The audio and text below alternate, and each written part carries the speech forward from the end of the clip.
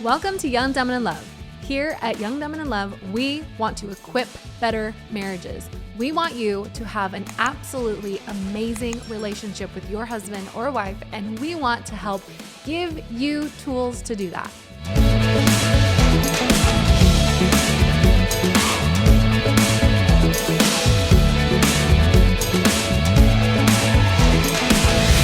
Well, welcome back to Young, Dumb, and in Love. Wow, do you see how in sync that was? That was amazing. Didn't even practice. That is, that's just called marriage. That's called being around each other all the time. Yep. And people always say that the longer you're married, the more you become like each other. It's very true. They also say the more you look like each other, but I don't think that's happening. It's not happening. No, it's not happening. I mean, especially, I have no gray hair. Oh, come on. And that's a lot of gray You just can't see yours because you're blonde. No, I'm just kidding. Look. I know. You have no blonde hair. Or you have no gray hair. I know. I get it. I get it. You're perfect, Brittany, and I'm just an old man now. I now. love your gray hair. I'm old too. Now I'm 35. Every time I look at myself in the mirror, I go, who in the heck is this old guy I'm no. looking at? Is that my dad? Is that my dad? Just kidding. Oh, gosh. Well, welcome back to Young, Dumb, and in Love. Yeah. We are, so we want to unpack something we talk about all the time. Oh, yeah. Right? All the time. All the time. Like literally And every episode we mention this. So I was like, you know what? We should just dive back into this topic. Yeah. Which is communication. Because I feel like we always come back and say, if you have good communication within your marriage, then a lot of the other things we talk about won't be issues. So true. And so true. We're like, let's take a couple weeks and really dive in deeper than we have before into communication. So different communication styles and skills and kind of identifying that stuff and seeing, where it goes. Where it goes for sure. And communication is one of those things it's going to be very broad, right? Because we all communicate differently. We all need to be communicated differently. Yeah. And that's what we want to help you understand. You got to figure it out what it is for your spouse and for yourself, what's going to work for you. So it's not a one size fits all. I think that we should preface that. A lot of people think, oh, well, if they would do this and they would, I'm like, okay, but it's different for every marriage, every situation. So as we unpack this, you got to be thinking about, yourself, and you have to be thinking about your spouse and thinking about how they need communication, right? Right. And how you communicate naturally. Yeah. And when you figure these things out, we're going to be able to have a stronger, better marriage because you're talking more. Yeah. Well, or maybe you're talking less. No, I'm just kidding. Yeah. So that's true, actually. No, I think, and like you were saying, as we were preparing for today, it's so important to become a student of your spouse. Yes. Right? It's like we oftentimes, and it's in our nature to focus on how do I feel? How do I like things to be? How do I receive love? How do I like to be communicated with, to, and how do I like to communicate rather than thinking about how your spouse likes things. Mm-hmm. And I mean, that's human nature to be more on the selfish, for sure. selfish or to think about what we want rather than, hey, how should I communicate this to my spouse in the way that he needs to have it communicated. Yep. Right? Because we have very different communication styles. Oh my gosh. And it's funny because I have a couple different types of styles on here. Now there are multiple, a simple Google search will show you that there are lots of opinions, lots of different communication styles. So this week, we're just going to talk about this one particular one, and then we'll probably talk about a different types next week, or different styles, right? Subtype. You know what I mean? How there's okay, this says here are 4 types, and then there's another thing that says no, here are a different set of 4 types of styles. Gotcha. You know what I mean? Yep. So this will kind of help you see it from several different perspectives and ideas. And some of these you might be like, hey, you know what? I think we often too, how you communicate with your spouse or how you like to be communicated with could be totally different than how you like to be communicated with at the office. Oh my gosh. Or at work or whatever it is that you do. Because so true. I know for me, I may be able to be really, direct and serious in some ways, but then if Julian says anything and it is a little bit triggering, I'm like, oh, but I'm just a sweet little angel. I'm like, but you're direct all the time. I'm so anyway, so true. It's true, right? Yeah. Because we're usually more sensitive to our spouse. Yeah. So like I said, just being a student of your spouse, I think is huge. And then this is one thing too. we're going to talk about these different styles, and it's not that any of these are bad or, but some of them definitely can cause maybe some issues. And then there's like a recommended communication is kind of what it talks about in here. So we didn't talk about which one before this. Yeah. We're probably going to assume. Yeah. I wouldn't recommend this, but we'll kind of talk about it like on the spot with each other. I love it. But Yeah. So anyway, the first one, go ahead. You can. Passive communication. Right. So do me a favor real quick, Brittany. Passive communication, I feel like people have their perspectives on what that actually means. Can you break down passive communication of what we're talking about right now? Okay, so passive, and now this isn't passive aggressive. That's like separate. So passive is just that you agree with whatever is going on. You don't make your opinion known. So if you have an opinion, you might just be like, meh, okay. You kind of just go with the flow, go just with the whatever. Flow. Now this can be fine. Totally. Unless it enters into passive aggressive where, okay, so if you're like, honestly, if I'm like, hey, what do you want for dinner? And you honestly can say, I don't care, like whatever. That's a passive. Then that's passive. And that's not a bad thing if you really, really don't have an opinion. The problem becomes when you have a strong opinion, like you want pizza, but you're not going to. I love pizza. Literally don't know. I think a screw just came out of this chair. I'm going to try not to take that. No, seriously, hold on. Don't take that personal. Oh, wow. I know. Yes, it did. That did. All right. So, is it wobbly? A little, but it's okay. We're living on a prayer. But this, now this is a very like silly example, but if you really want pizza for dinner and then I'm like, I'm going to make tacos, and then you're mad at me because we have pizza or we have tacos and not pizza. Yeah. Then that's like passive aggressive. Exactly. So passive communicators, if you really can keep from becoming aggressive, then that's fine. Like you really are like, it's fine. Whatever. Totally. But obviously then that can become passive aggressive. Yeah. I'm going to put this here because I'm not going to great. Stop touching it. Okay. So the next one on here is aggressive communication. So it'd be characterized by controlling, demanding, sometimes hostile. I mean, I think there's situations where we see with marriages that you have one who's aggressive and one who's passive. Okay. Right. And I think there's maybe sometimes a balance and sometimes it's unhealthy, you know? So that's where you have to discover who you are and where you are on the spectrum. But I know for me, I don't really like aggressive communication. I'm more of like, hey, let's just have a nice, calm, chill conversation. We can figure this out together. Yeah. And I know you definitely don't like aggressive conversation. Let's be honest. Who likes aggressive communication? A type. And I think there's certain people a type of person. But I think that for the most part within marriage, like who wants to be controlled or have their spouse demanding and hostile. Yeah. And so I think that definitely aggressive, For the most part, it comes off as negative and it can be hurtful. Yeah. So you have your passive, you have your aggressive, and then of course you have that like hybrid passive aggressive, which, and then submissive. So avoid conflicts at all costs. That was me for a while. I would avoid conflict. I don't want to talk about it. This type of communicator tends to believe that other people's needs are more important than their own. Yep. And feels if other people's opinions are more intelligent, more valid. Now, this kind of almost makes me sad. It does. Yeah. Now I know like submissive now, of course, like if you've grown up in the church world, people will be like, well, but a submissive wife, but I think this takes it to like another level.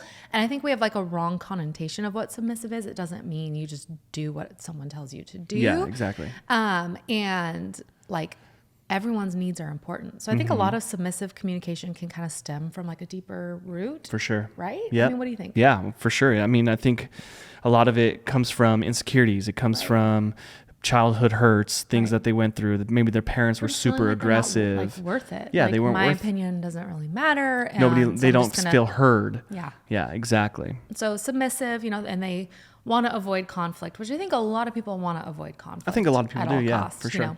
And then there's manipulative.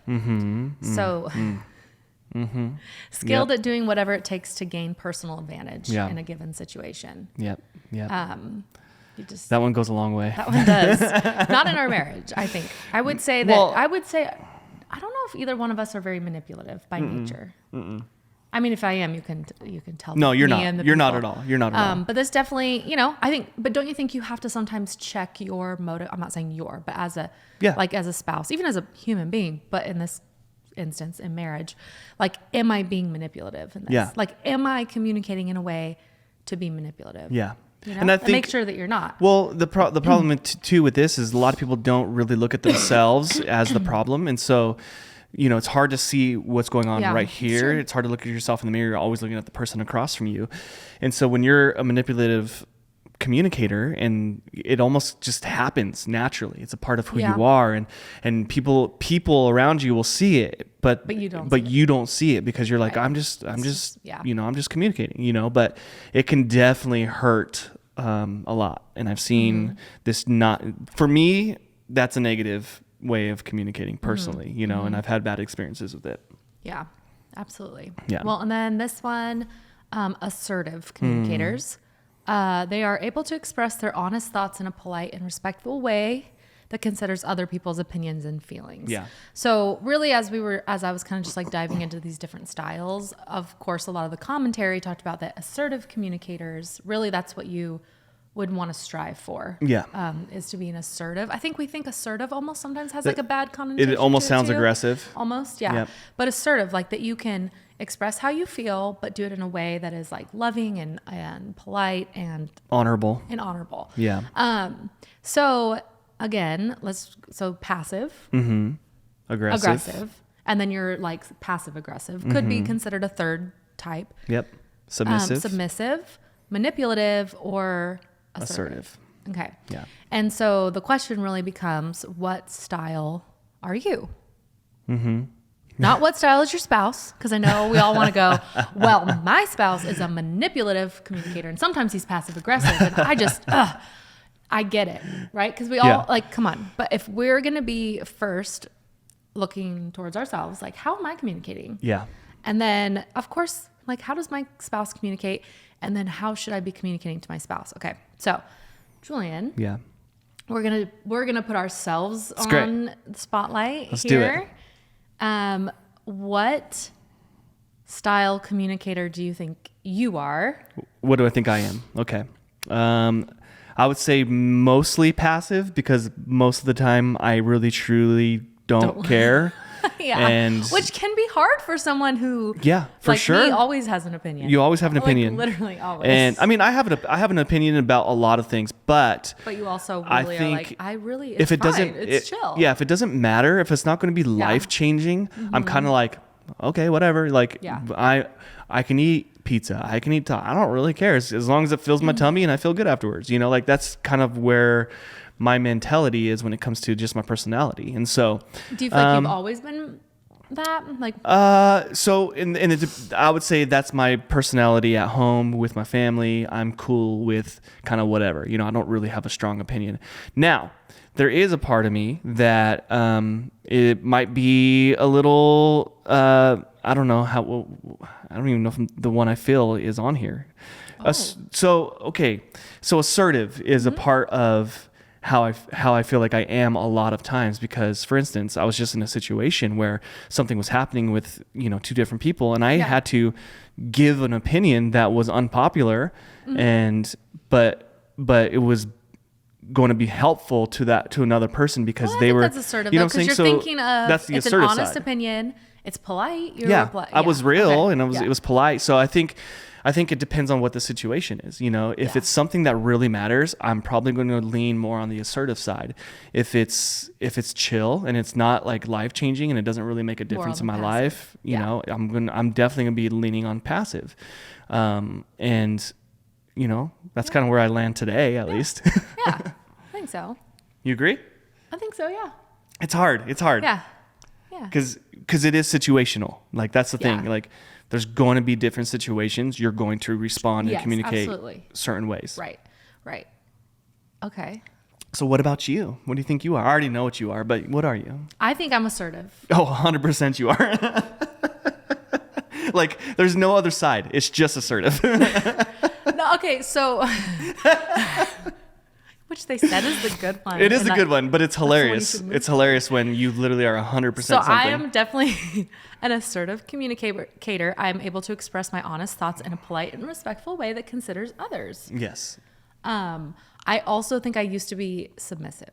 Yeah. Oh, for sure. You were. Not like towards you, like, but just in general. I didn't like conflict. And then I decided one day I'm going to be more assertive, and it was will just, you flip the coin over. But I'll like sit there and I'm observing and I'm listening and I'm like, so okay, true. When's the right time? Do I say it? For instance, do I not? We had a boss who once said, oh man, what if he listens to who cares? We had a boss. Now they know it's a she or a he. We had a boss one time who at one point was like, man, when Brittany talks, everybody better listen because she is calculated with her words. Because for instance, like that submissive side, it's she's being quiet and she's really looking at the situation and the conversation and whatever's going on. And if she starts to talk, the assertiveness is going to come out and it's going to be very, very strong. And so people would get nervous because she would speak fat bombs of truth, like just boom, and everybody would be like, oh. Well, and I think sometimes when you are an assertive communicator, you try to be being because you know that sometimes what you say it can come off as aggressive. Mm-hmm. People will take it as aggressive when it's not being aggressive. But I think I used to be more submissive because I used to think that my opinion didn't matter. Yeah, for sure. Or like I wasn't smart enough. But then when I decided, no, I'm going to be assertive, then I just went all in. She dove right into that pool. But on the other, I think at any time I can, I would say I've been an aggressive communicator. I don't know, manipulative. I don't know. In our marriage, I don't feel like I've been, maybe sometimes. I mean, like if I'm mad or something. Yeah, I mean, but I'm trying to think of ways I've used it. Okay, so that's situational because that's like the worst part of you, right? Like you're in a bad headspace. So I might say something that's. It's manipulative. That's more aggressive. Like they kind of blend together. I'm not really sure I'm like a manipulative person, but I can be a little sharp with the tongue. Which if you are assertive, you probably could lean towards having a sharp tongue, but you've learned how having to that aggressive tame side. That because So assertive and aggressive are married. Like there's a part. No, they're not. They're divorced. No, they're divorced. Oh no. Well, they're in some ways related. You know what I'm saying? Because I think because perception is assertive can be aggressive, right? When really assertive isn't that at all. They're just speaking truth. Right. Where aggressive doesn't really care about your feelings. Where assertive and it's controlling. Does. Yeah. So okay, so you identify yours. So you're more probably passive in some ways. Yep. And then I'm more assertive.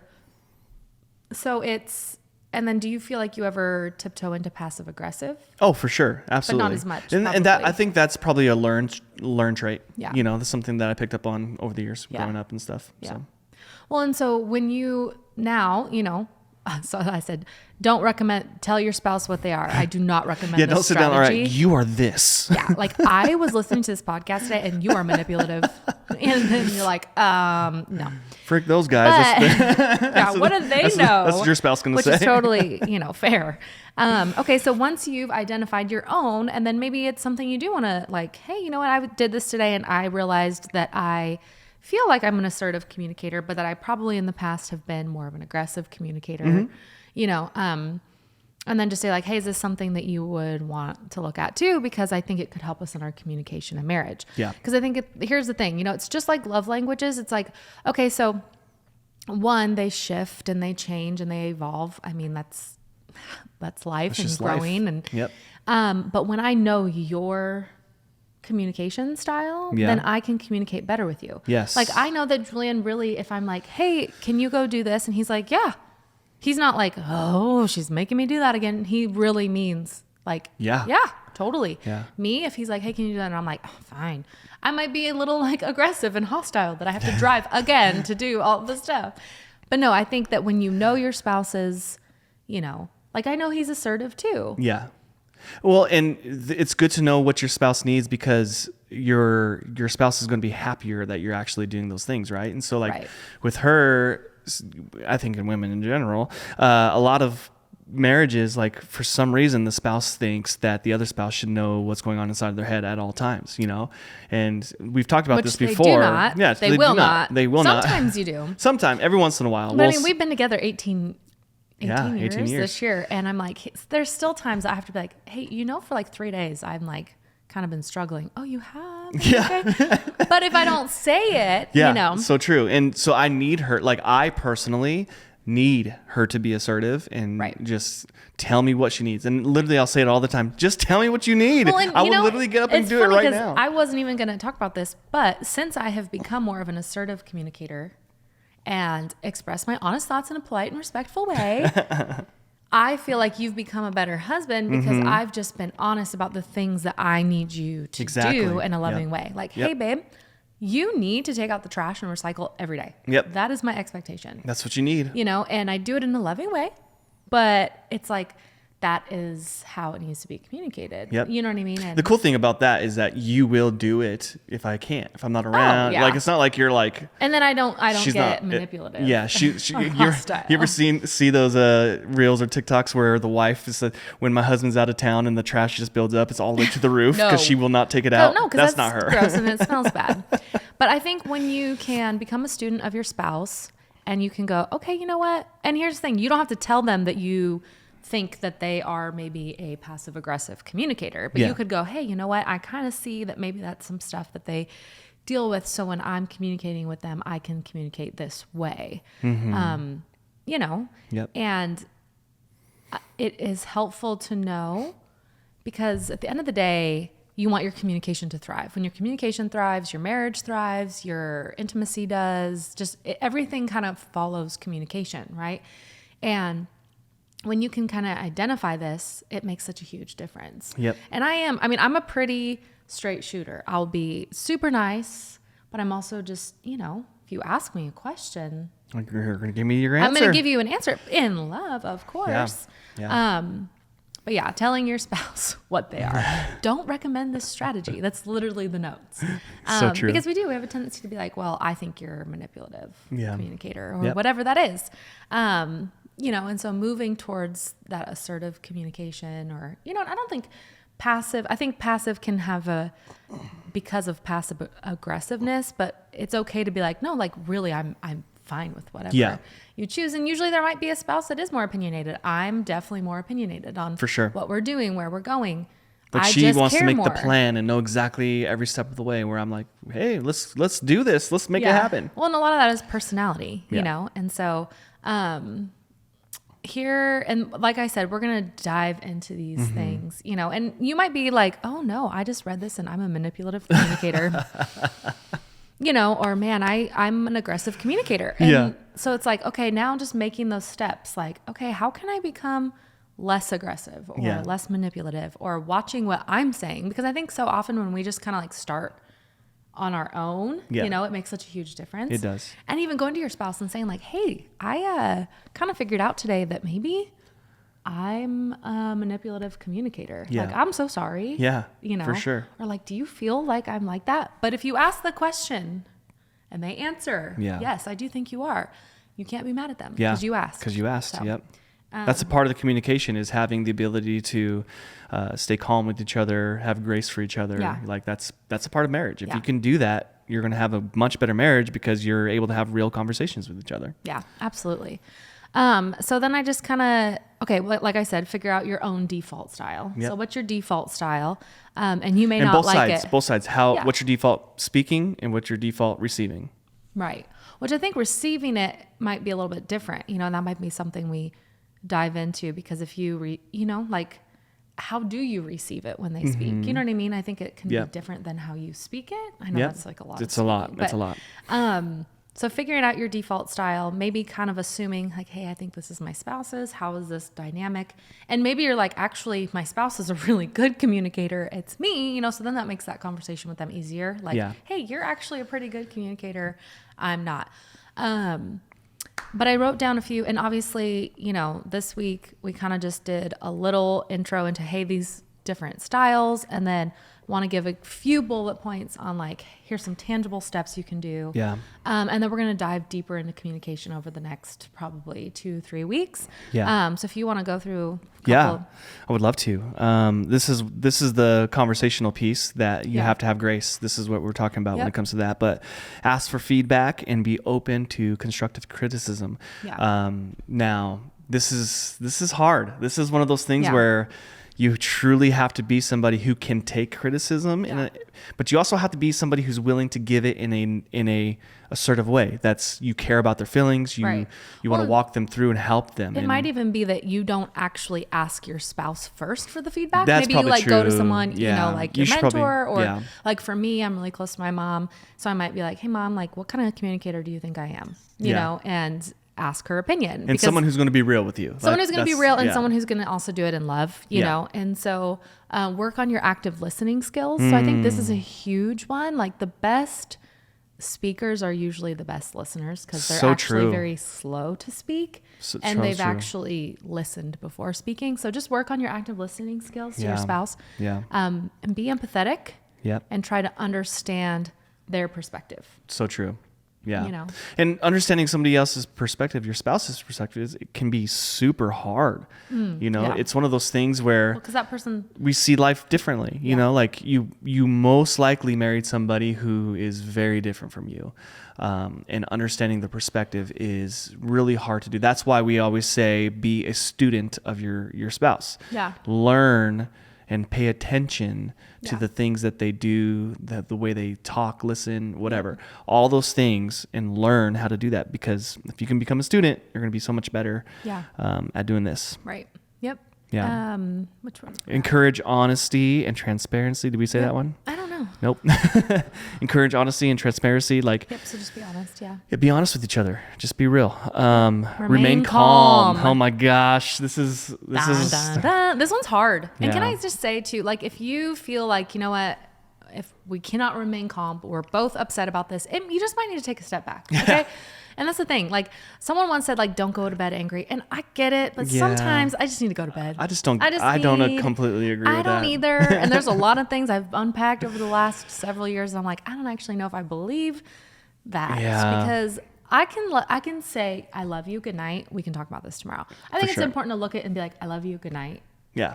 But like, I'm going to sleep. Yeah. And I'm done talking about this. And like, your girl needs sleep. There's just times where I'm like, babe, I can't for one more minute. But remain calm, try. Yeah. And take responsibility for your actions. Go back real quick. Good night. I love you. We'll talk about this later, right? Yeah. The only thing about that people need to remember is that you need to actually talk about it later. Yeah. You know, a lot of couples and a lot of people, this is what happens. Like, they'll just, like, the rug. Stuff just starts building on top of each other. You know, and then the rug is like a pile, and you walk and you fall right on your face. Exactly. Yeah. And don't sweep it under the rug. If you don't actually take care of the issue, the issue's only going to get bigger. So always. If you do that, make sure you do have the conversation the next day in a setting where you can be calm and have you both have, like, the fire is gone and you're able to just talk. Well, just being able to remain calm. And one thing I think too is, like, when you're talking about this stuff, we walk and talk a lot. Oh, which I think is good, because your body's moving,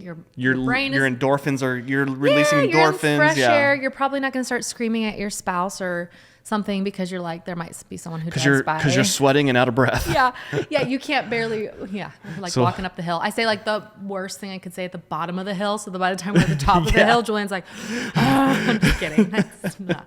That's manipulative communication. Yeah, exactly. I'm kidding. Sort of. No, I'm kidding, really. Take responsibility for your actions. I think, like, here's the thing. Just saying, like, hey, if I've been this kind of communicator in the past, like, I'm sorry. Yeah. And how much that will, like, break down walls in your spouse. Oh my gosh. So true. And don't interrupt others. Don't interrupt them. I think obviously we teach our, like, 4-year-old that. Don't interrupt. But then we will interrupt each other. All the time. Yeah. Do you ever, sometimes when we're, like, doing a podcast, or even, I'm like, oh my gosh, like, we teach our kid to do this. We expect our kids to do these things. Mm-hmm. But, like, as adults, we struggle with them. Oh, 100%. You know? And I'm like, and then they do it, and I'm like, oh, well, it's my fault. That's exactly how I am. It's his fault. I'm just kidding. Okay. Yeah, but don't interrupt. I think don't interrupt. So, thing. it's all about communication. And I think that's why I'm so passionate about talking about this topic for several weeks in a row, because I think that if marriages would start talking, just talking, it would be such a barrier breaker. Yeah. Because I know we went kind of we've had a busy few weeks, just, visitors, and we had a great trip to Disneyland. Hey. For my birthday. Yeah. Planned my own birthday trip. It was awesome, actually. I highly recommend it. Yeah. Just be like, hey, family, I'm taking you to Disneyland. This is what we're doing for my birthday. For my birthday. That's Churros on mom. That's the assertive right there. Hey, it was great. And I mean, who doesn't want their mom to take them to Disneyland for her birthday? Gabby. Yeah. I literally don't remember what I was saying. Yeah. I'm serious. I think if more couples could just talk. Oh yeah, I was saying we had a busy few weeks. Now I remember. Guys, my brain. It's been a few weeks. So when you can get down, when you, I can't speak. I'm fine. More coffee. Okay. You okay? No, I'm not. Okay, I don't know. Maybe I've had too much coffee. Probably. You've been drinking a lot of coffee lately. Yeah. Anyway, so we had a few weeks. We're just busy. We didn't get a lot of FaceTime together. Legit, not a lot. None. Yeah. You were working a lot. I've been working. Plus, holding down the fort at home. Running. I've been to the airport 10 times in 3 weeks. 3 weeks. Yeah. So, which is great, and I love it. And if you move to Arizona, this is not a shameless plug, but if you move to Arizona, everyone's gonna want to come and visit you. So you're gonna be at the airport all the time. Yep. So true. But we went for a walk the other day and just talked. And I feel like it helped me so much because I had kind of been struggling because I was kind of just in my own head. Yep. But just to be able to talk to Julian, it helped me in every area of my life. And I think if more couples would spend time communicating with each other, just about anything, a lot of times it's not even about our marriage we're talking. It's what's going on in your business? What's going on in your business? What dreams do you have? How's it going? What are you feeling? What are you thinking? What are you doing? All these things. Yeah. And then I was like, oh, I feel better. Yeah. It wasn't anything crazy. We just talked for 45 minutes, came home, got back to the grind of work and busy. But it's communication just unlocks your marriage in so many amazing ways. It does. So that's what we're going to be talking about the next several weeks. Yes. We would love to hear your feedback on these communication things, questions you have. How can we help you? How can we coach you? How can we support you in your marriage? Because really that's at Young, Dumb, and in Love, we just want to help build better marriages. Yeah. And we want to build content for you. We want to make sure that we are giving you the tools that you want and that you need to have the best marriage that you possibly can. That's right. Well, thank you so much for being a part of Young, Dumb, and in Love today. We hope that this communication talk has helped you a little bit. Yeah. Come back next week and the week after and the week after. And we're going to be talking about... We'll probably be here unless I go on vacation. We're going to be talking about communication some more. Yeah. And we really hope that we can connect with you. Make sure you follow us, Instagram, TikTok. Be a part of our community at Young, Dumb, and in Love.